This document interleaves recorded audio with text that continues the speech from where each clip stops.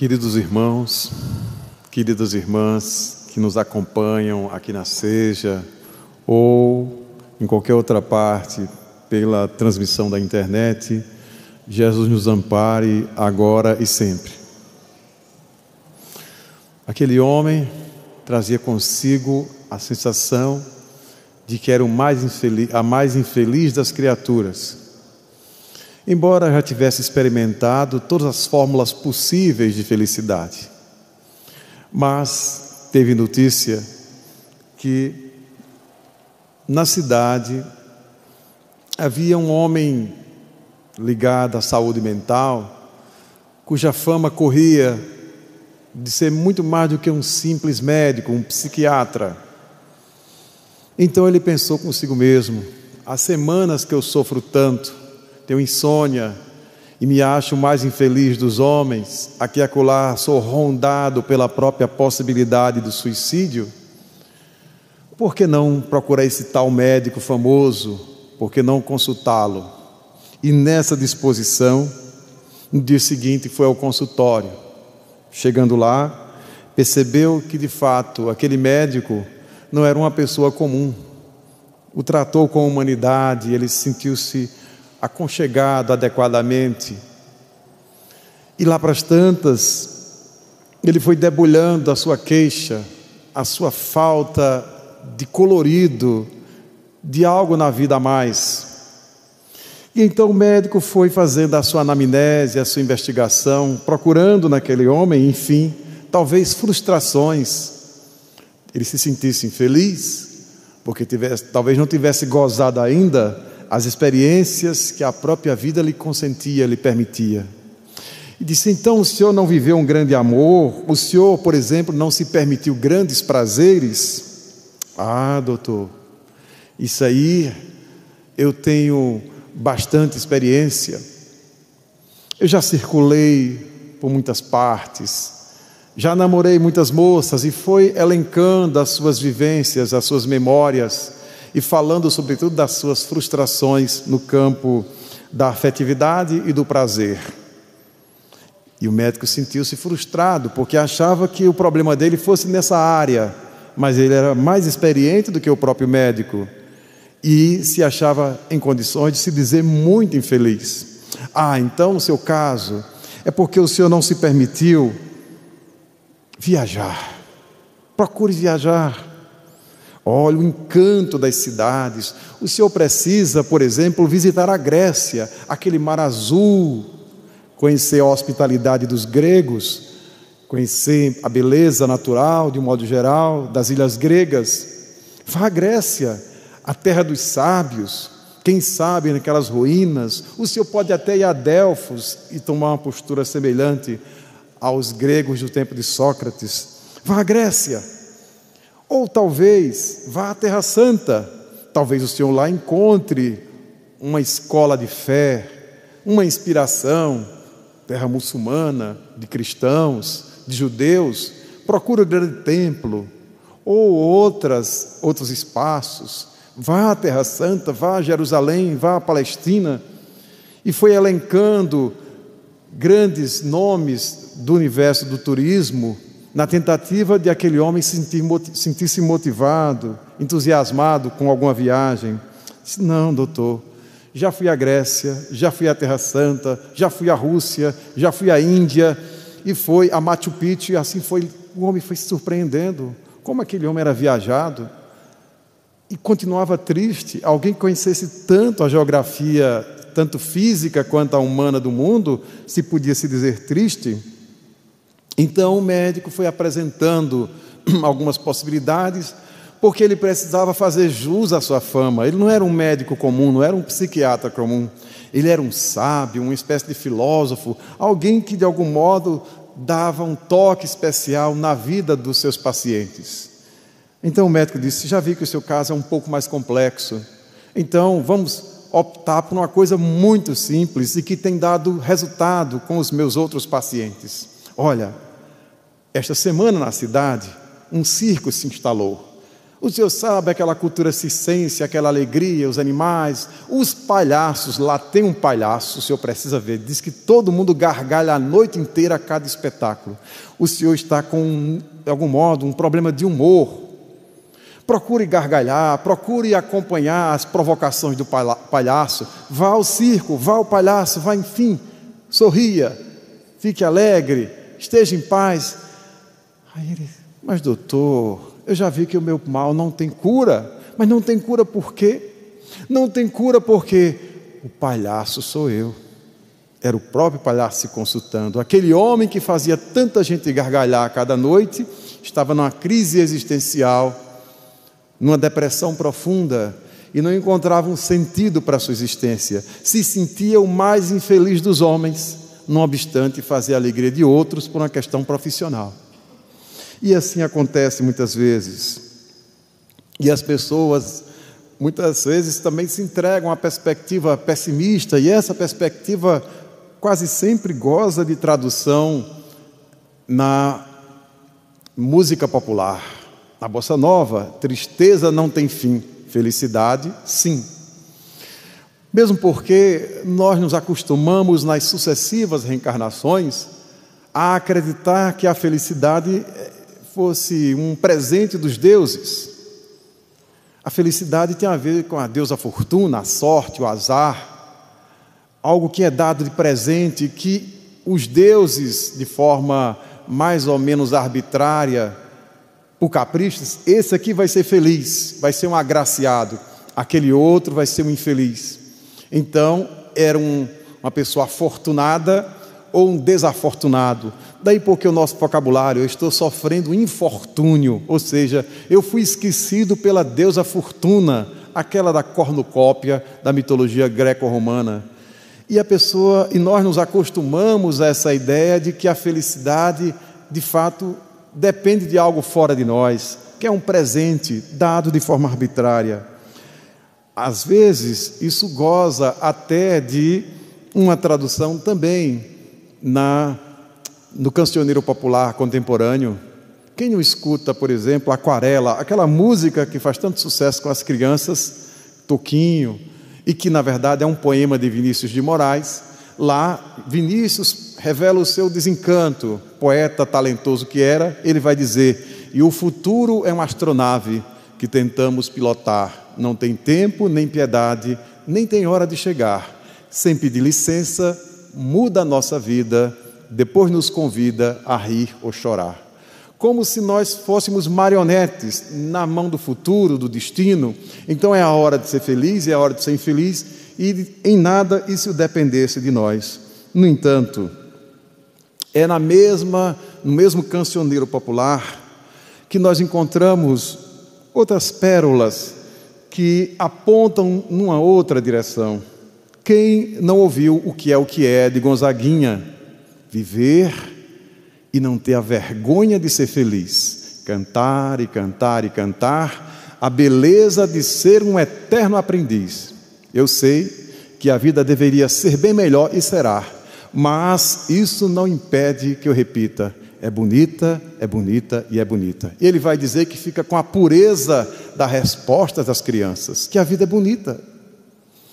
Mas, sobretudo, precisamos destacar essa observação. Primeiro, não ter a vergonha de ser feliz. E uma outra é de que a beleza de ser um eterno aprendiz.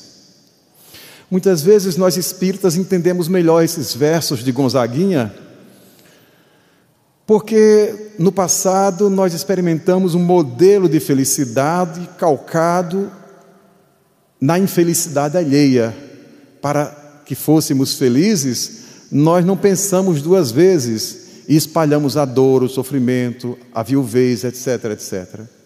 E essas pessoas que foram lesadas pelo nosso egoísmo, elas muitas vezes se postam como cobradores hoje. E quando a gente começa a ter alguns momentos ou situações de felicidade, ao mesmo tempo vem a vergonha de ser feliz. Porque a pessoa diz para si mesmo: eu sou uma espécie de criminoso ou criminosa reencarnado. Eu matei, eu roubei, eu fiz. Começa a elencar os crimes possíveis da humanidade. Eu sou um nazista reencarnado, e começa a imaginar coisas, quando não tem informações expressas dos espíritos do que fez, o que foi. E dá uma sensação de que a pessoa não é digna mais de ser feliz. Ela precisa carpir um passado de culpas e sofrimento. E quando ela se lança na felicidade, imediatamente vem a sensação: não, eu tenho que ter vergonha. E aí, o obsessor de plantão disse: é exatamente isso. Você não merece ser feliz. Você tem que ter vergonha de ser feliz. Pelo que você fez, não é possível ser feliz. No entanto, a doutrina espírita retoma essas questões. É de tal gravidade o problema da felicidade numa perspectiva espiritual, que Allan Kardec dedicou pelo menos 15 questões expressamente diretas a este tema em O Livro dos Espíritos. Na última parte, quando vai falar sobre a felicidade e infelicidade relativas, quando vai falar das penas e dos gozos, ele abre o livro 4 com 15 questões tematizando a felicidade, da questão 920 à questão 933. E o codificador parece que está nos dias, na crise dos dias atuais, perguntando aos benfeitores sobre esse tema que atravessa a história da filosofia e da psicologia mais recentemente. Quando ele pergunta se o homem pode gozar da completa felicidade na Terra. A completa. Essa formulação, a genialidade do codificador está exatamente na elaboração desse enunciado, dessa pergunta. Se o ser humano pode gozar da completa felicidade na Terra. Há duas questões aí. O problema da felicidade está associado à totalidade, ao absoluto, e a felicidade aqui na Terra mesmo. Porque nos acostumamos em outras reencarnações. Agora eu sou infeliz, mas depois no reino dos céus eu serei feliz. Então Allan Kardec não pergunta no reino dos céus, em outra dimensão, na erraticidade. Ele pergunta agora na Terra. Aqueles que estão reencarnados, que estão vinculados a esse planeta, eles podem ser felizes? Mais do que isso, ele pergunta se a felicidade pode ser completa. Porque muitas vezes a infelicidade da pessoa está exatamente nessa busca pela felicidade completa. Se colocarmos esse copo e perguntarmos o copo, como ele está? A depender de quem olha o copo, a taça, a resposta vai dizer a perspectiva da pessoa. Alguém vai dizer: este copo está meio cheio d'água. Alguns podem dizer: esse copo já está quase vazio, está meio vazio. Essa é a diferença de perspectivas. Há pessoas que dizem assim: não, ou a felicidade é completa ou eu não aceito. Eu mereço ser 100% feliz 24 horas. Uma prova disso são as nossas escolhas de felicidade. Está mais do que comprovado que certas sensações nos provocam grandes prazeres. Por exemplo, o ato de comprar. O ato de comprar provoca uma descarga hormonal na nossa estrutura cerebral que se traduz por um grande prazer. Então, quando a pessoa está comprando alguma coisa, ela sente um prazer. Então, aquele momento é um momento de prazer. Mas ele não pode ser prolongado, porque a compra se encerra ali. O que a pessoa faz? Volta a comprar, volta a comprar, volta a comprar, como se desejasse 24 horas de prazer, a sensação de felicidade provocada pelo ato de comprar. E depois vem o desprazer do pagamento da conta, da fatura do cartão. Mas é uma outra história. Mas essa é a disposição. Quem come a compulsão por comida, achou gostoso o alimento, prolonga mais um pouco, mais um pouco, mais um pouco. Quem bebe, mais um pouco, mais um pouco, mais um pouco. E a pessoa, enfim, não consegue parar, porque ela quer a plenitude. É diferente de que alguém que toma uma xícara de chá e naquele instante parece uma concentração profunda. O chá é a última coisa que existe na terra de bom. E a pessoa toma cada gole, degusta, vai avançando, sente um profundo prazer. Lembra até de um chá que bebeu com a rainha no mundo espiritual, na Inglaterra do mundo espiritual, porque aqui na terra não visitou a rainha Elizabeth. Pode até ter visitado a Elizabeth, mas a rainha não. Mas enfim, aí que está. Essa disposição Então, o grande problema é essa exigência que as pessoas têm. Eu só quero felicidade se for completa. E o codificador muito antenado traduz essa nossa inquietação, essa busca louca pela felicidade completa, pela felicidade absoluta. E os Espíritos respondem, e essa resposta dá uma direção para dimensionarmos o tamanho da nossa felicidade, a extensão da nossa felicidade. Que eles vão dizer que não foi dado ao homem ter a completa felicidade na terra. A vida aqui na terra foi dada como prova e expiação. No entanto, os Espíritos abrem uma observação. Dele depende tornar o mais suave possível os seus males e ser feliz tanto quanto for possível na terra. Então os Espíritos também não lançam a pessoa na completa infelicidade. Eles vão apenas dizer que nós temos a possibilidade de, mesmo nessa conjuntura com dificuldades aqui e acolá, tornar os nossos males, as nossas doenças, as nossas crises menores possíveis, mais suaves. E não temos aquela postura medieval, eu estou sofrendo, mas o sofrimento é pouco, eu preciso sofrer um pouco mais. É uma autoflagelação. Não é isso que a doutrina espírita propõe. Por estar num planeta de provas e expiações, e isso é uma questão muito justa, ninguém pode dizer assim, Jesus errou, a espiritualidade errou feio, me colocou no planeta errado, eu não era para estar reencarnado aqui na Terra, eu sou um espírito superior, muito nobre, eu estou aqui perdido entre espíritos comprometidos. Não, tudo é justo, a reencarnação obedece, um dos princípios da reencarnação é o princípio da justiça. Então ninguém está no planeta errado. Se esse é um planeta ainda de provas e expiações, é possível que a pessoa sofra exatamente aqui e acolá, uma prova, uma expiação, ou ambas, pode acontecer.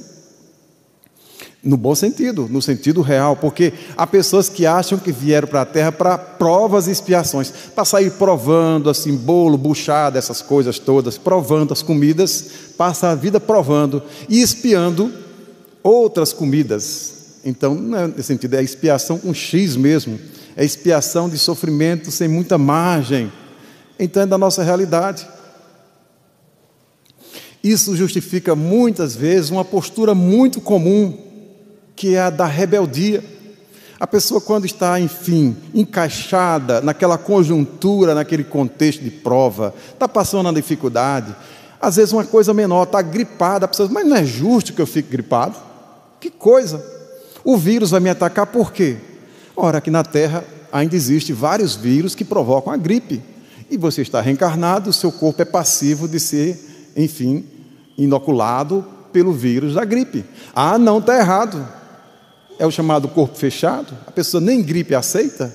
Não, mas vou ficar assim, assado, vou ficar com coriza. Faz parte da prova da gripe. Quem é da Terra é passivo de ficar gripado. Pode ter coisas mais complicadas, menos complicadas, mas chega um momento que o Espírito diz assim, não, eu nem gripe eu posso ter, está errado. É aquela postura do filho pródigo, que ele recebendo aquelas benesses do pai, vivendo ali na dinâmica do pai amoroso, e diz assim, está errado, eu quero a minha parte da herança, eu vou para outro planeta, o planeta dos prazeres, e sai com os amigos e se machuca redondamente, como mostra a parábola do filho pródigo. Então, essa questão 920, ela nos cura dessa megalomania, de acharmos que a nossa felicidade, a medida da nossa felicidade, é a felicidade absoluta. Aqui na Terra, por enquanto, por uma questão de justiça, nós podemos ser felizes, mas na dimensão relativa. Não precisa chegar ao absoluto. No entanto, temos o poder, dentro do contexto das provas, das expiações, de suavizá-las, de torná-las menos densas. Por exemplo, a pessoa está gripada, ou com alguma afecção na garganta, no estômago, já existem medicamentos, já existe tratamento, a pessoa vai suavizando, não, eu tenho que sentir intensamente essa gripe, né, eu vou esperar transformar-se numa coisa pior. Não precisa, dá para suavizar, então vamos suavizar. No entanto, o codificador vai mais além. Na questão 922, ele abre uma questão importante para a psicologia da felicidade. Porque ele percebe uma coisa nessa perspectiva da felicidade relativa na dimensão social, na dimensão econômica. Ele percebe que a felicidade terrestre é relativa, porque o que é felicidade para uma pessoa pode ser infelicidade para outra. É muito simples. Digamos, uma pessoa ganhava 50 mil reais por mês como salário. Esses super salários que aqui e acolá a gente tem notícia. Alguém ganhava 50 mil e de repente houve uma crise ou algo foi descoberto, e aquela pessoa que ganhava 50 mil agora passou a ganhar 5 mil reais. Portanto, ela teve uma redução de 90% do seu salário. Se perguntarmos para ela: você está feliz? Estou nada. Olha o que aconteceu comigo, eu ganhava 50, agora eu só ganho 5, estou na maior infelicidade do mundo, né? Tive o meu contra-cheque reduzido bruscamente, eu sou um infeliz. Mas saímos perguntando a outra pessoa, uma pessoa que ganha um salário mínimo: o senhor, a senhora se contentaria com 5 mil reais? Seria uma grande felicidade ganhar 5 mil reais. Então Allan Kardec percebeu esse movimento, que é felicidade para um, é infelicidade para outro. Alguém acostumado a dirigir um Jaguar, né, a um carro desses de 300 mil reais, agora você vai ter um carrinho popular, esses comuns, assim, né, que se aproxima do antigo Fusca. Aquela pessoa: eu acostumado a dirigir um carro de 200 mil, 300 mil reais, agora vou dirigir um carro que vale 25, 30 mil. Que desgraça, que infelicidade. Mas se perguntarmos a uma pessoa que tem um jumentinho: o senhor quer um carro aí de 30 mil reais? Ah, é uma felicidade. Ganhei na loteria. Por isso que algumas pessoas que têm um jumentinho quer comprar, joga na loteria, para ganhar um carrinho de 30 mil. Elas já se contentam com isso. Às vezes, se tiver um sorteio de uma bicicleta, o indivíduo já está satisfeito com a própria bicicleta. Para termos uma ideia da escala e dos caprichos humanos no dimensionamento da felicidade. Então o codificador pergunta isso. A felicidade terrestre, ela é relativa à posição de cada um. Ele pergunta se haveria uma espécie de felicidade basal, uma felicidade que a gente pode dizer como universal, independente da classe social, do nível evolutivo. Qual é a felicidade básica, a felicidade basal, digamos assim? E os espíritos respondem. Pergunta inteligente merece resposta inteligente. Pergunta sábia, resposta sábia. Os espíritos respondem com 3 condições que são as universais, as essenciais, as fundamentais para qualquer projeto de felicidade. E eles separam a coisa. Ele disse: para a vida material, uma coisa só é necessária, é a posse do próprio necessário. Então, se alguém faz um levantamento, diz assim: para poder estar encarnado, eu preciso minimamente disto, disto e disto, eu já tenho a posse do necessário, eu, em princípio, já posso me considerar uma pessoa feliz. Se alguém diz assim: olha, para uma pessoa sobreviver, 3 mudas de roupa é suficiente, ela já pode se considerar feliz, já tem o necessário para não andar sem roupa.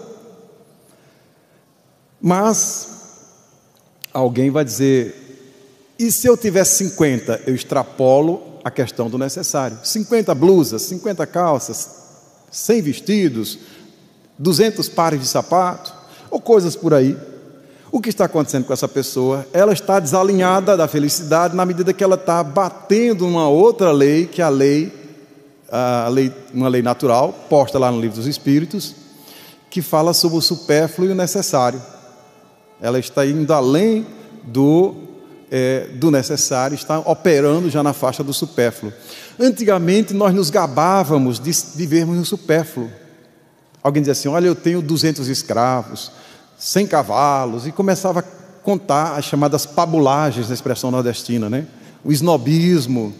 Hoje a pessoa fica acanhada nesse tempo de sustentabilidade. Se a pessoa: você tem quantos carros? Se a pessoa não espalha, não, mas lá em casa são 3, que vergonha, poluidor, né? Desalinhado, você não tem nem a menor noção de sustentabilidade. Se na sua casa um carro ou 2 são suficientes, porque você já está no terceiro? Não é porque eu gosto da marca, é porque isso, aquilo, outro, né? Porque eu tenho um fascínio. Já está operando na faixa do supérfluo, porque com um carro ou com 2, a família é adequadamente atendida. O terceiro carro, por exemplo, já é uma coisa desnecessária. Então, a lei, uma lei de Deus, que é a lei de conservação, que está muito bem posta lá em O Livro dos Espíritos. Isto porque, na questão 614 do Livro dos Espíritos, eles vão dizer claramente que o que garante a felicidade é a vivência da lei divina. Somente a lei de Deus nos leva à felicidade. Então, toda vez que a gente teimosamente quer enfrentar a lei de Deus e desobedecê-la, a gente caminha para uma experiência de muita infelicidade. Ou agora ou depois, porque a lei sempre rebate, a lei ela tem um valor educativo. Então, aí está. Mas na parte seguinte, nós temos o complemento perfeito para essa resposta, porque os Espíritos vão dizer que a felicidade basal na vida material, o estritamente necessário. Mas nós não somos apenas matéria, como canta Augusto dos Anjos, não é força nêurica somente, movimentando células de argila, lama de sangue cal que se aniquila nos abismos do nada eternamente. És mais, és muito mais, és a cintila do céu, alma da luz resplandecente, o que o mistério implacável e inclemente amortalhou na carne atra e intranquila. Então não somos apenas seres materiais. Nós somos seres morais, seres espirituais, seres psicológicos. Então essa dimensão moral também precisa ser atendida, e os Espíritos vão dizer que para a vida moral nós precisamos de duas coisas. Uma delas é a consciência tranquila, que não é barato. Esta condição é caríssima, porque pressupõe toda uma vigilância de cada um de nós no decorrer das horas do dia, para ficarmos atentos. Como eu estou agindo agora, como eu estou pensando, como eu estou falando, está em acordo ou em desacordo com a lei de Deus? E quando está em desacordo, não tem advogado nem juiz do Supremo que dê jeito. Não, mas no Supremo mandaram dizer que isso aqui não é mais crime. No mundo espiritual não tem Supremo relativizando a lei de Deus. Essa é a história.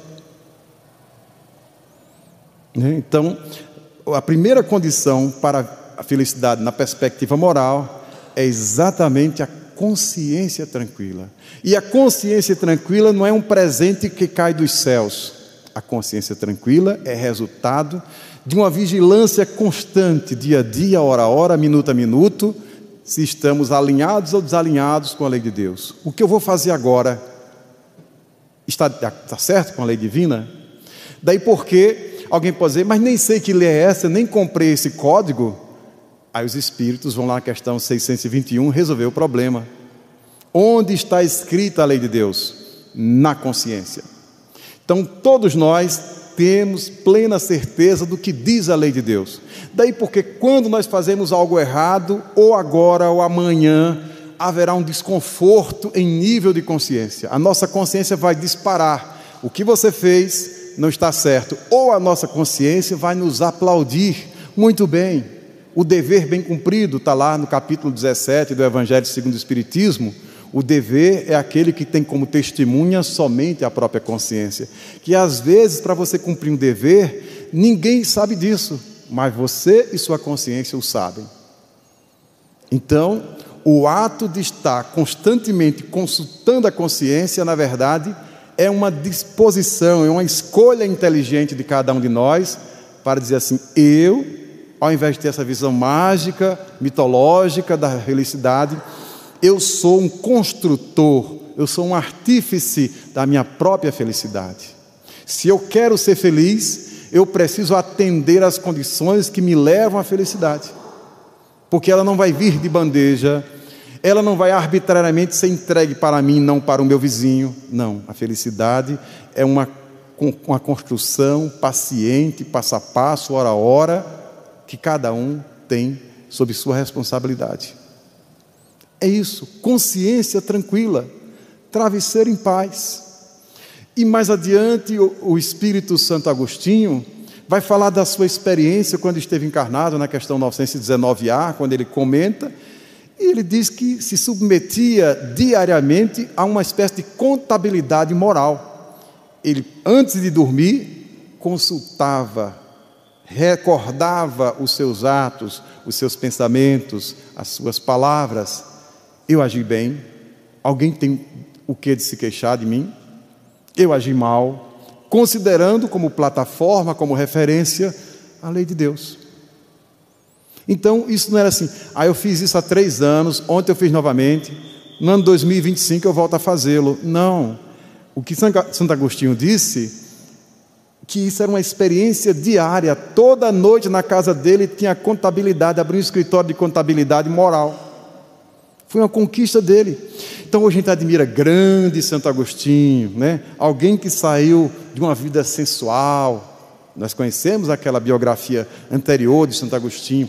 Olha que guinada, o homem terminou a vida como bispo de Hipona, hoje é reconhecido como um santo, até os espíritas sabem disso. Como se fosse assim uma coisa leve. Não, ele está mostrando qual foi o método dele. Contabilidade diária. É um exercício fundamental para todos nós, para quem deseja ser feliz. Tem que procurar por onde? Ele estava exatamente mostrando aquilo que o espírito Joana de Ângeles, na obra Garimpo de Amor, psicografada por Divaldo Pereira Franco, no capítulo Amor e Felicidade, ela vai nos informar que felicidade se aprende. A gente acha que felicidade é essa coisa, enfim, voluntariosa. Não, ela está dizendo que amar se aprende e felicidade também se aprende. Mas eu conheço uma pessoa tão feliz, porque provavelmente, se não foi em outras vidas, mas também nessa, ela se permitiu a condição de ser um eterno aprendiz, na feliz expressão poética de Gonzaguinha. A beleza de ser um eterno aprendiz. Eu estou sempre aprendendo a ser feliz. Né? Essa é uma postura modesta, humilde. Não, eu não sei ainda ser feliz, eu estou aprendendo, eu estou aperfeiçoando, eu estou tomando lições com a felicidade. É nesse sentido. Então Santo Agostinho era esse bom aprendiz. E ele vai dizer, além da consciência tranquila, uma outra questão que hoje já é um problema resolvido pela ciência, que é fé no futuro. Fé no futuro. Ora, muito recentemente, de 1998 para cá, se iniciou uma revolução nas tradições da psicologia. Nós tínhamos as 4 escolas básicas, desde o behaviorismo, a escola freudiana, a escola humanista, a escola transpessoal, mas um professor americano começou a fazer uma pesquisa e ficou muito incomodado com o viés da própria psicologia. Ele foi percebendo que a história da psicologia se confunde com a história até aproximada da psiquiatria, das doenças, dos transtornos, das dificuldades, dos problemas, das encrencas, normalmente associados a traumas da infância, enfim, a frustrações, etc, etc. Ou problemas que foram adquiridos a partir de certos grandes sofrimentos experimentados pela humanidade. O volume de problemas que nós temos, sobretudo depois da Segunda Guerra Mundial. E mais recentemente, o pessoal da psicologia e da psiquiatria está se debruçando agora com essa grande tendência que é a depressão, a considerada doença do século. Quando as pessoas começam a reunir pela primeira vez na história, tanto da sua história pessoal como na história da humanidade, as condições de ter mais felicidade, o contraditório, o paradoxal, o absurdo é que essas mesmas pessoas estão ficando depressivas. Então, o professor doutor Martin Seligman começou a ponderar, mas como é isso? Ele percebeu que uma das funções da psicologia era tornar as pessoas saudáveis, felizes, mas as escolas anteriores, em grande parte, estavam se dedicando aos transtornos, às doenças, e nem sempre, inclusive dizendo que eram incuráveis, era uma questão de manutenção, de terapia. Então ele disse, e se começarmos a focar no que as pessoas têm de melhor? No que as pessoas têm de melhor. Ninguém é totalmente confuso, adoecido, a pessoa tem zonas na sua vida psíquica de equilíbrio, de segurança, de afirmação. Então ele pensou, olha que coisa simples, vamos pensar de forma positiva, e começou a retomar aquela classificação que a própria psicologia impôs, associada à psiquiatria, das chamadas emoções positivas e negativas. As emoções negativas, a tristeza, a raiva, por exemplo, a culpa, são muitas vezes emoções que podem intoxicar a pessoa. A dificuldade de manejar a raiva, a dificuldade de manejar a tristeza, que pode descambar para a depressão, a dificuldade de manejar a culpa. Então são as emoções negativas, mas tem outras emoções positivas. Então ele começou com essa questão das emoções positivas. E foi avançando e percebendo que as pessoas podem perfeitamente, quando dão visibilidade, quando dão prioridade às suas conquistas, ao seu melhor lado, ao seu lado luminoso, a sua sombra áurea na explicação dos psicólogos junguianos, elas começam a ter um aumento da felicidade. Às vezes a pessoa tem uma dificuldade, ela manca uma perna, mas caminha. Ela é claudicante, mas ela não deixa de caminhar. A doutora Elizabeth Lucas é uma discípula direta de Viktor Frankl, da logoterapia, uma outra escola também muito insatisfeita com as escolas clássicas da psicologia. E a doutora Elizabeth Lucas, ela elenca, ela vai arrolando vários casos de pessoas que tinham alguma dificuldade, mas por outro lado, tinham avançado muito em conquistas psicológicas, de maturidade emocional. E ela vai relatando alguns casos de consultório e de que teve notícia na Áustria, onde vive. A doutora Elizabeth Lucas, ela pinça, por exemplo, o caso de uma enfermeira, uma senhora que já estava quase octogenária, mas estava nativa. Ela estava nativa, ela trabalhava no hospital e se sentia uma pessoa realizada. Mas ela era uma pessoa muito desalinhada do restante da sociedade, porque era uma pessoa solitária. Embora fosse uma enfermeira alegre, já estava trabalhando como voluntária no próprio hospital.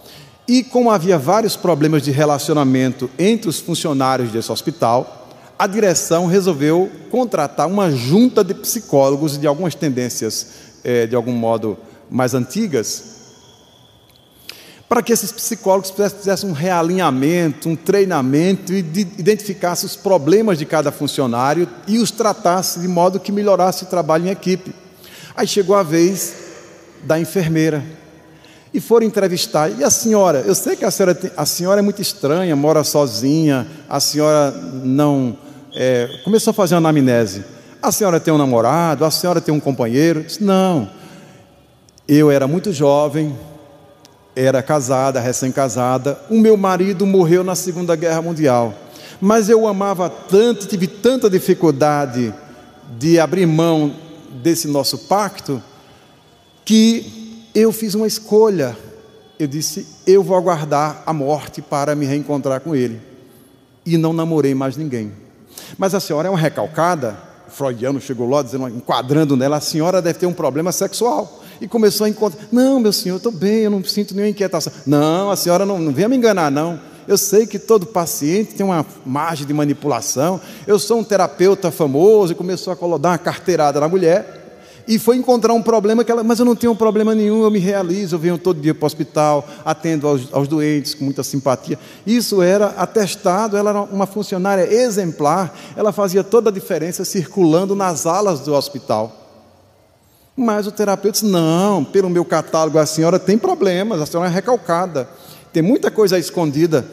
E começou a dizer coisas com ela, e daqui a pouco foi achando outro problema, e a senhora morar sozinha, foi anotando mais coisa, e aquela mulher que se sentia tão saudável, tão encaixada na sua função social e espiritual, foi se achando a pior das pessoas. E o laudo foi tão pesado que o terapeuta, a junta de terapeutas, recomendou à direção, essa senhora tem que ser afastada.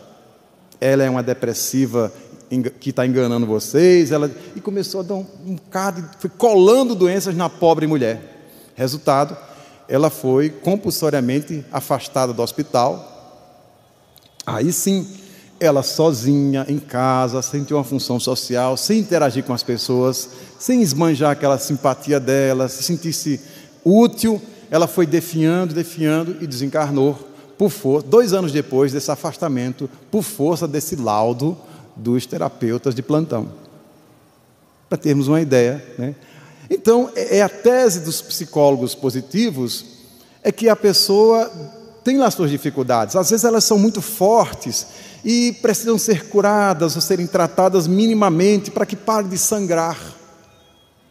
Mas a pessoa não pode passar a vida inteira com esse retrovisor, olhando a sua infância, ou olhando um trauma profundo. É preciso que ela dê visibilidade àquilo que nela pode crescer. De repente ela descobre, inclusive, potenciais de outras reencarnações. De outras reencarnações. Então, nós temos diariamente muitos exemplos disso. Daí porque essa psicologia positiva, ela confirma a tese de Allan Kardec dos espíritos, ou seja, uma das condições da felicidade é fé no futuro. Porque quando os psicólogos positivos vão elencar o que torna o indivíduo feliz, eles vão dizer a coragem, a sabedoria, e Jung já tinha dito que dentro de nós mora um velho sábio. Nós já erramos muito nas outras vidas e nessa, mas quando nós temos a humildade de aprender com os próprios erros, nós vamos alimentando a figura de um sábio que tem dentro de nós.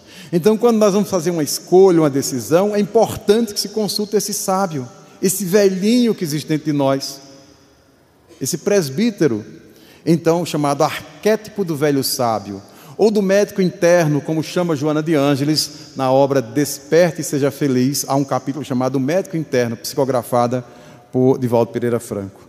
Mas além da sabedoria, além da coragem, as pessoas ditas saudáveis, as pessoas positivas, aquelas que não ficam tão preocupadas com esses seus conflitos, mas ficam mais abertas aos seus potenciais de crescimento, elas são muitíssimo bem resolvidas no campo da gratidão.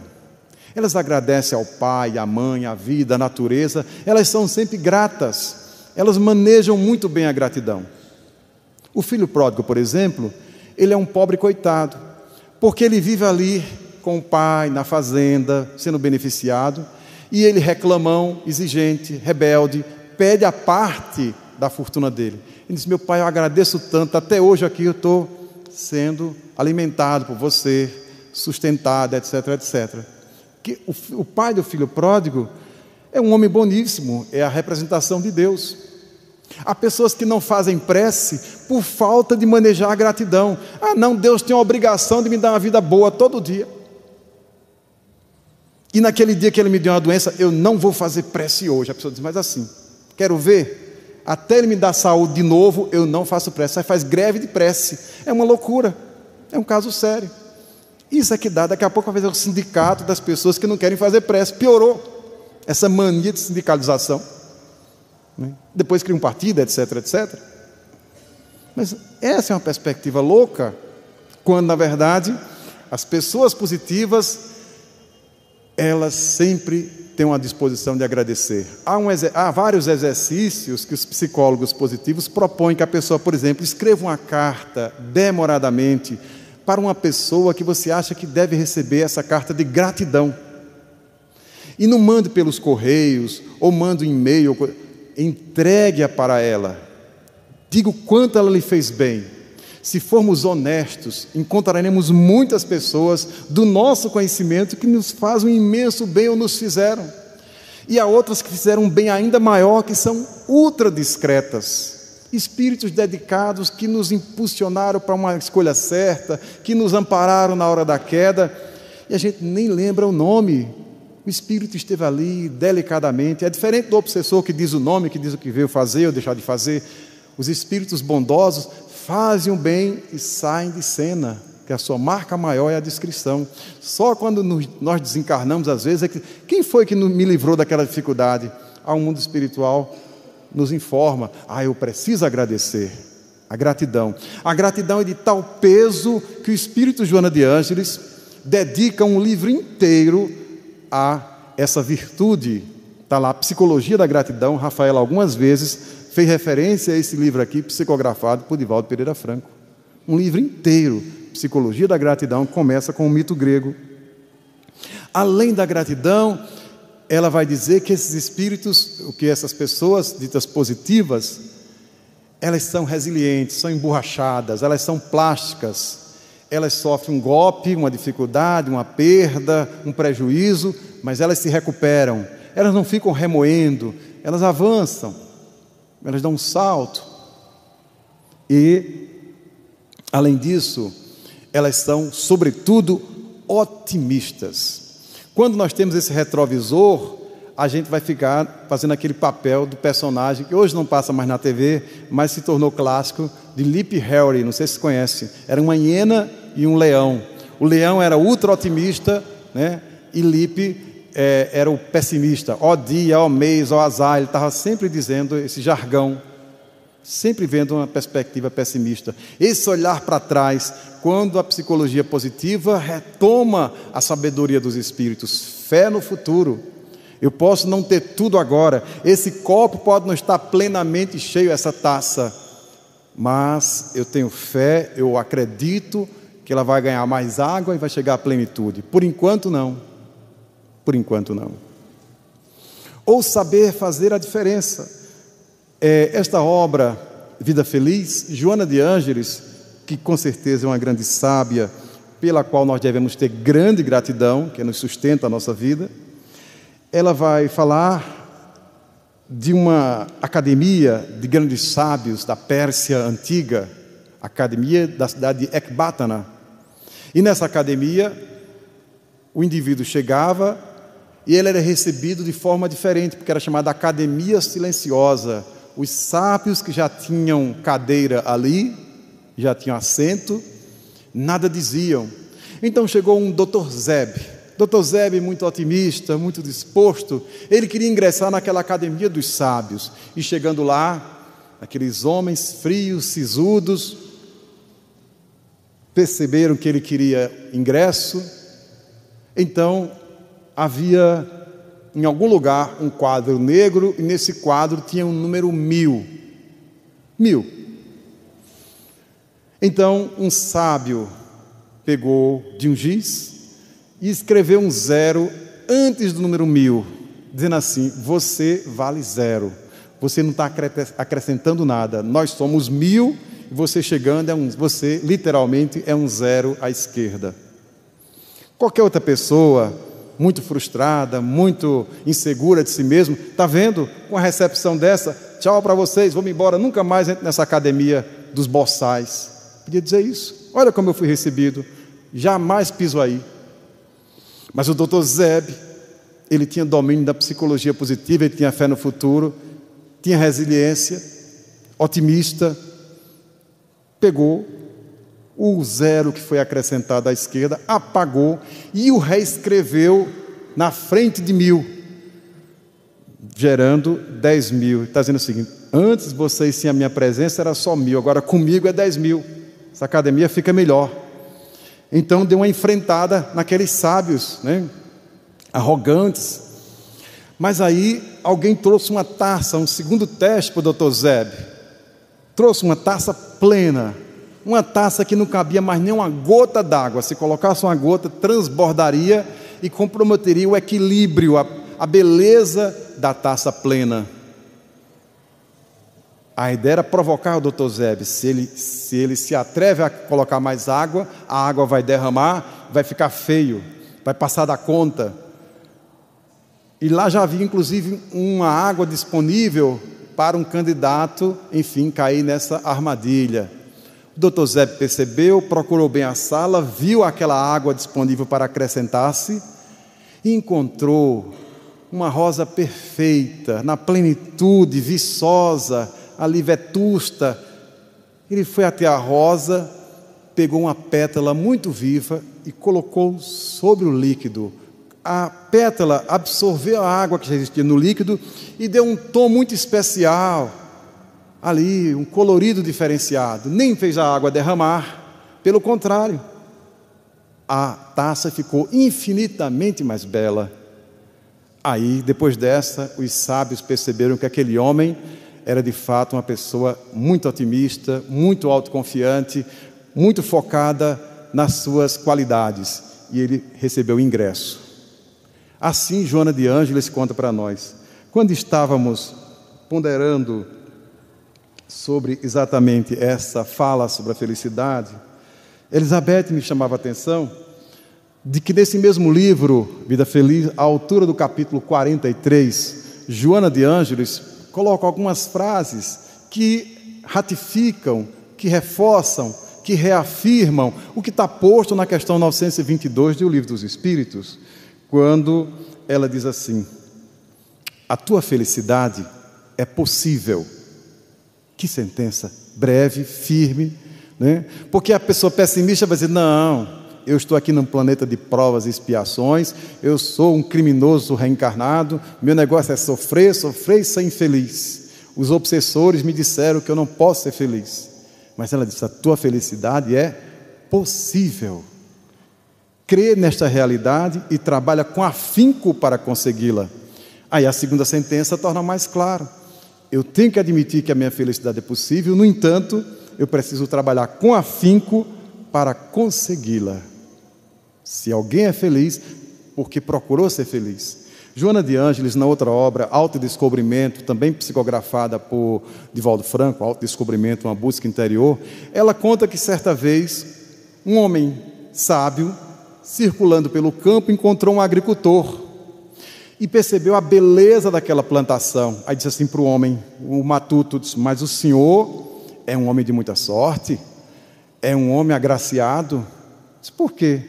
Olha que beleza de campo o senhor recebeu de Deus, olha como Deus foi bom com o senhor, deu esse campo assim bonito, essa plantação. Disse: o senhor precisa ver quando ele me entregou, só tinha pedra.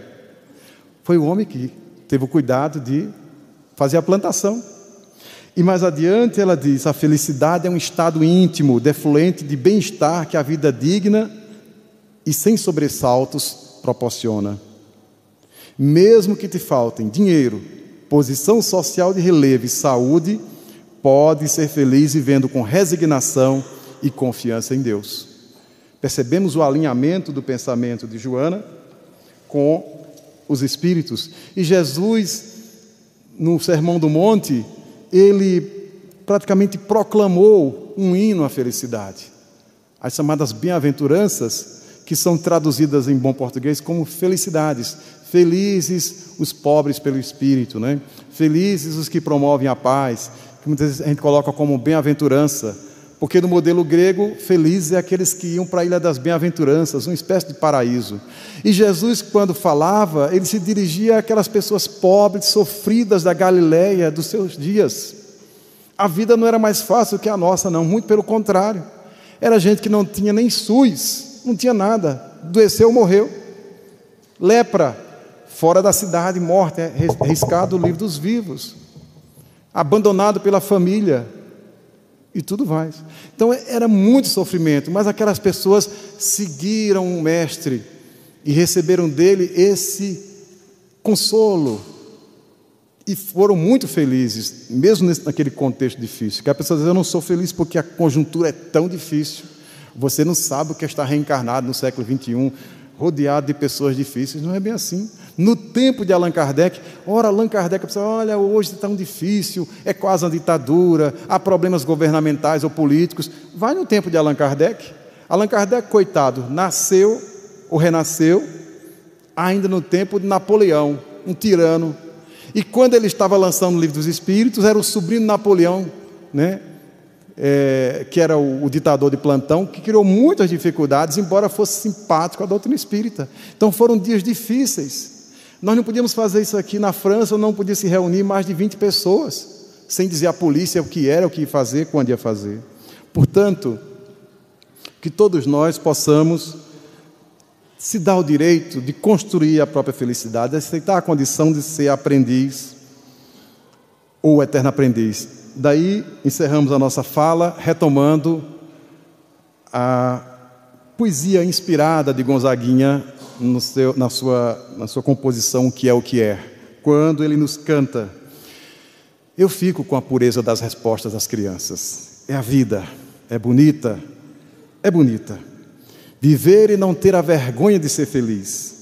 Cantar a beleza de ser um eterno aprendiz. Eu sei que a vida deveria ser melhor, e será, mas isso não impede que eu repita: é bonita, é bonita e é bonita. E continua o poeta: e a vida? E a vida o que é? Diga lá, meu irmão. Ela é a batida de um coração? Ela é uma doce ilusão? Mas e a vida? Ela é maravilha ou é sofrimento? Ela é alegria ou lamento? O que é? O que é, meu irmão? Há quem fale que a vida da gente é um nada no mundo, é uma gota, é um tempo que não dá um segundo. Há quem fale que é um divino mistério profundo, é o sopro do Criador, numa atitude repleta de amor. Você diz que é luta e prazer, ele diz que a vida é viver, ela diz que melhor é morrer, pois amada não é e o verbo é sofrer. Eu só sei que confio na moça, e na moça eu ponho a força da fé. Somos nós que fazemos a vida como der ou puder ou quiser, sempre desejada, por mais que esteja errada. Ninguém quer a morte, só saúde e sorte. E a pergunta ronda e a cabeça agita. Eu fico com a pureza das respostas das crianças. É a vida, é bonita, é infinitamente bonita. Muita paz.